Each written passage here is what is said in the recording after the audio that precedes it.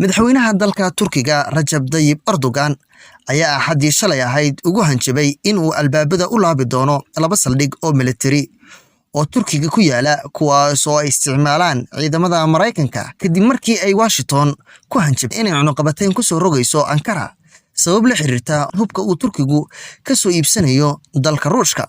Haddii loo baahdo waan xiraynaa Incirlik waanu xiri karnaa Kurik ayuu Erdogan u sheegay telefishinka dawladda taageera. Labadan saldhig ayaa ku yaala xeebta koonfur galbeed ee Turkiga ee ku dhow xuduudka dalka Suuriya.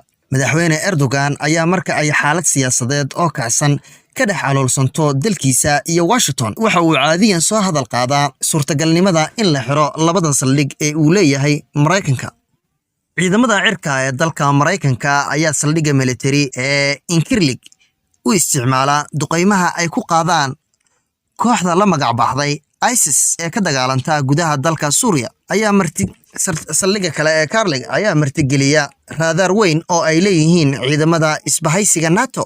Wasiirka arrimaha dibadda ee dalka Turkiga Mevlut Cavusoglu ayaa toddobaadkii hore soo qaaday suurtagalnimada in la xiro labadan saldhig isaga oo ka jawaabay hanjabaadda ugu timid Mareykanka ee ku aadan cunaqabateynta cusub oo lagu soo rogo Ankara.